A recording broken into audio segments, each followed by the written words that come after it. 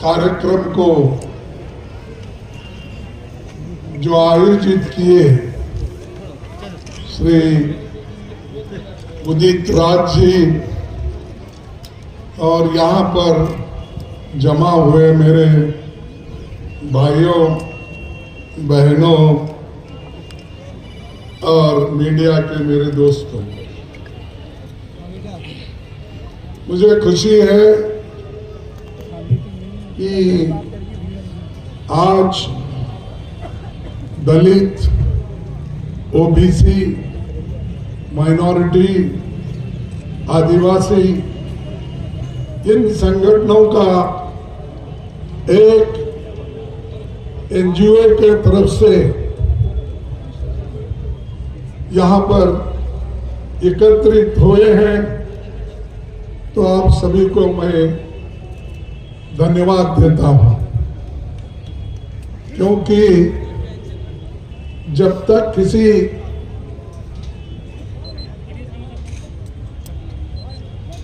एक चीज को अगर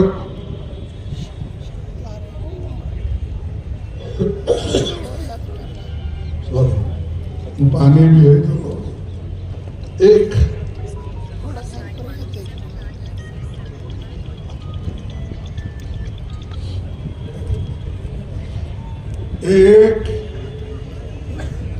ऐतिहासिक समय है और कभी अभी बोला कि जब तक हम लोग किसी चीज को अगर हासिल करना है उसमें यूनिटी होना चाहिए, और जब तक यूनिटी नहीं आएगी तब तक आप लोग कुछ भी हासिल नहीं करेंगे। मैं इसलिए कह रहा हूं, अगर हम टुकड़े टुकड़ों में बांटेंगे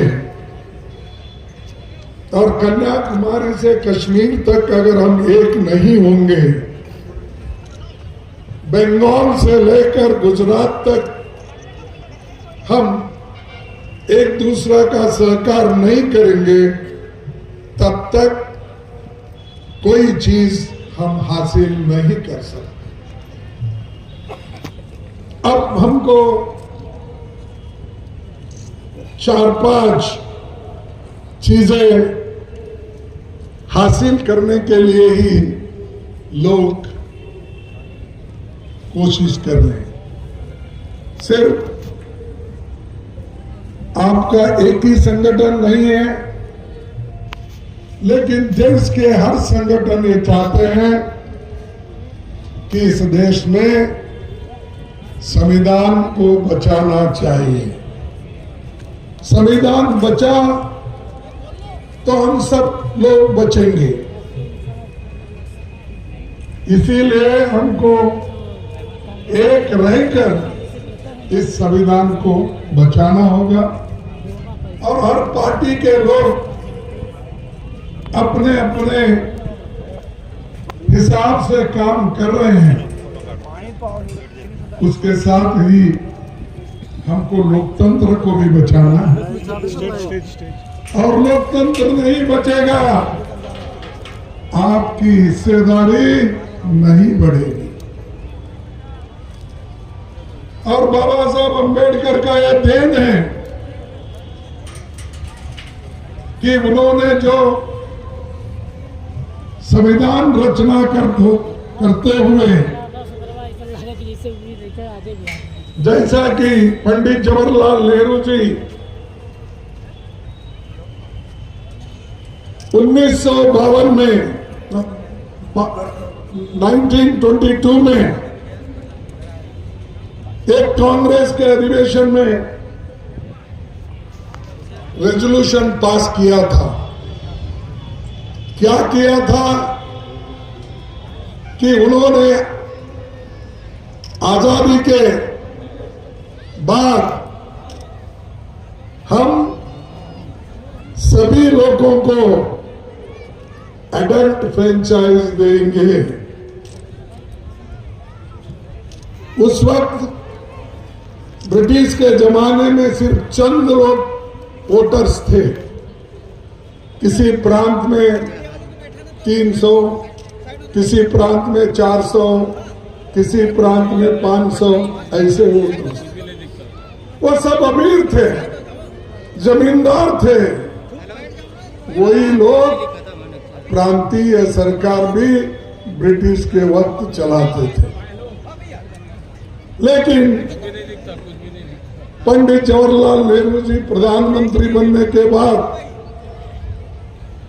जो कॉन्स्टिट्यूंट असेंबली बन गई और डॉक्टर बाबा साहब अम्बेडकर उस ड्राफ्टिंग कमेटी के चेयरमैन बन गए, तब दोनों ने मिलके अडल्ट फ्रेंचाइज हमको जरूरी है, चाहे पुरुष हो, चाहे महिला हो, चाहे युवा हो, चाहे गरीब हो, चाहे अमीर हो, चाहे कम से कम रास्ते पे काम करने वाला भी हो, उसको वोटिंग का अधिकार हम दे के रहेंगे।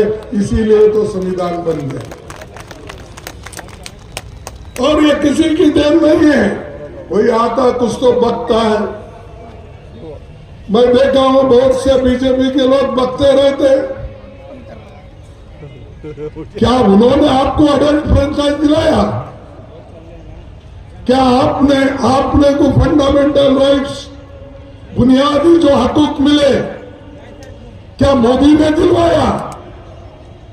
बोलिए, आप मोदी ने दिलवाया आपको? ये तो संविधान की देन है और संविधान ने आपको दिलाया है, लेकिन आप उसको भूल जाते हो। हर आदमी इस चीज को भूलते हैं। जो आपको फाउंडेशन में सब कुछ मिला, उसको आप लोग हिफाजत करने के लिए तैयार नहीं है, इसके बारे में सोचते नहीं है। मनुस्मृति में तो यह कहा गया है कि हमारे बहनों को, माताओं को समान अधिकार नहीं होना चाहिए, पुरुषों को ही सब कुछ मिलना। अब उन्होंने ये भी कहा, मैं भूल गया हूं, माफ करना, आप लोग इसको ठीक कर ले सकते हैं। मनु ने ये कहा और उसके साथी लोगों ने भी ये कहा कि शूद्र और महिलाएं ये सब तांडन के अवतार है। कहा यही ना, तांडन के अधिकारी है। ताड़न ठीक है, आपके पास वो बोलते हैं, हमारे पास ये बोलते हैं, भाषा की अलग।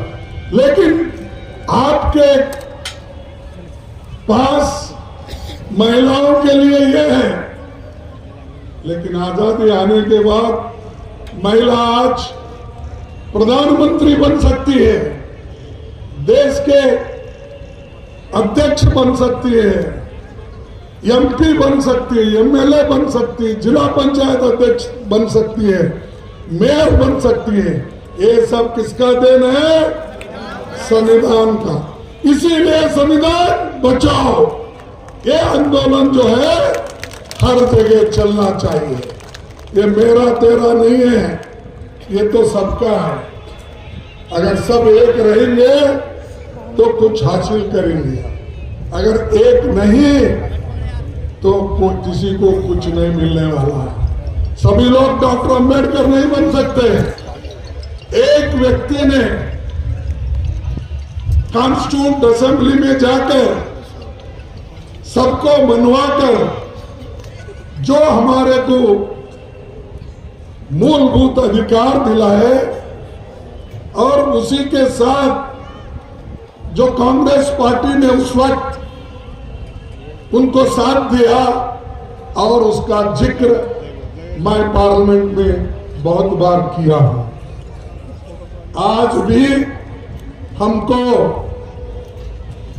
वैसा ही रहना चाहिए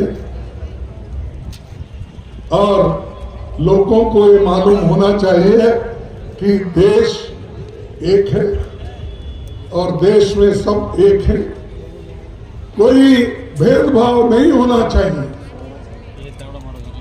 लेकिन आज जब राहुल गांधी जी ने जातीय जनगणना की बात उठाई तो मोदी और शाह जी ने ये उठाया, ये देश को तोड़ने की काम कर रहे हैं। अरे भाई, देश को तोड़ने की काम उन्होंने कर रहे हैं, देश को जोड़ने के लिए उन्होंने जाति गणना का डिमांड किया है और हम भी बात करते हैं वो। उसमें आपको मालूम होगा कि कौन कितने कौन सी कम्युनिटी कहाँ है, उसको क्या करना चाहिए, इकोनॉमिकली कैसा है, सोशली कैसा है, कितनी खेती उसके पास है, कितनी नौकरी उसके पास है, ये सब निकालने के लिए उन्होंने ये जाति जनगणना का बीड़ा उठाया। और हमारा काम है, जिन लोगों को इससे फायदा होता है वो लोग पहले उठना चाहिए। अगर वो लोग अगर पहले नहीं उठे फिर दूसरा क्यों आपके लिए आएगा, मदद करेगा? ये आप सोचिए। अरे जब मेरे को एक बात याद आती है, महात्मा गौतम बुद्ध ने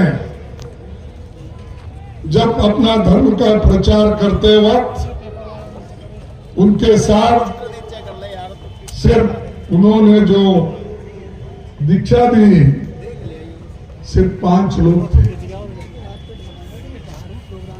और 5 लोगों के साथ उन्होंने धर्म का जो प्रचार किया, आज दुनिया भर में बुद्ध का नाम, अंबेडकर का नाम प्रसिद्ध है। इसीलिए हमको एकजुट रहना। और उसी के साथ मैं और एक आपको बात कहूंगा, इस यूनिटी को तोड़ने के लिए मोदी जी कोई कसर नहीं रखते। धर्म में किसी एक का, लेकिन आम आबादी को